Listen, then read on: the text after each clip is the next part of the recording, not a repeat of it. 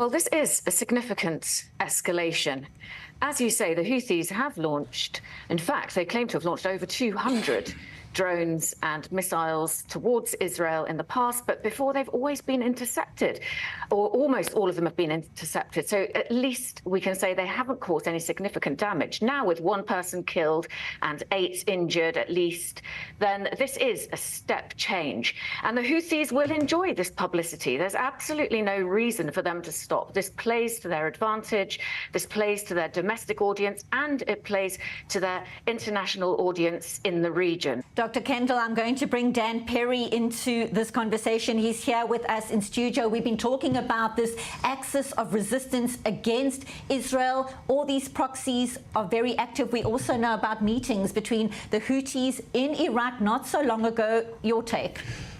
The world has to consider what is really going on and not allow Israel to be on its own dealing with this multi-pronged attack. Consider that this drone is an Iranian drone that probably at the behest of Iran flew 2,000 miles, almost 3,000, about 3,000 kilometers from Yemen to Israel.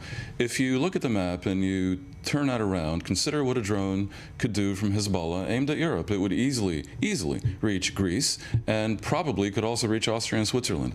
Is the world prepared to allow this to go on with, as I say, impunity, understanding that simply to attack them is has a certain vulgar simplicity that may be only giving them what they want, but something more clever. I think the world has enough cleverness in it to find a way to deal with this, but ignoring it altogether and allowing Iran and its proxies to run riot without any response probably is unwise. And in this region, really in human nature, but in particular in this region, to allow that to happen is to invite more attacks still.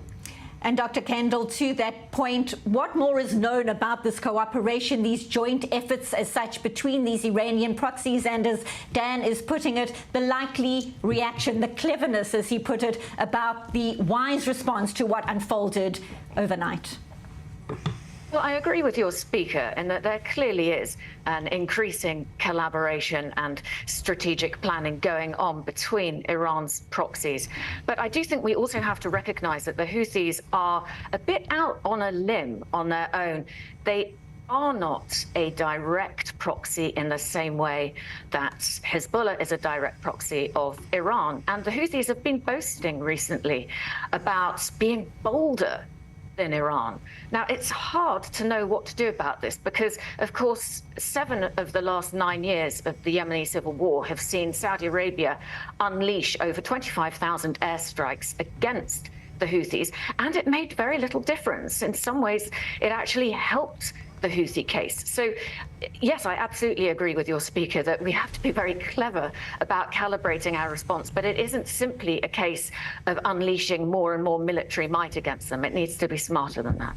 And Dr. Kendall, your parting thoughts, because the Houthis say they will continue to target Israel and Tel Aviv will continue to be a primary target for them, quote, within the range of their weapons. Your thoughts, briefly, please. I think we have to understand that the Houthis operate by a different logic. They're very confident. They're not afraid of the United States and others of Israel allies. They have a high tolerance for casualties on their own side, and they genuinely believe that they have God on their side. Now, one way to stop them, at least tactically, at least in the short term, would be potentially to start rubbing away and ebbing away their base and their popular support. And that would be done by removing their justification and undermining their propaganda. That means a ceasefire with Gaza. Dr. Elisabeth Kendall, live from Cambridge in the UK. Appreciate your insights. Thank you very much.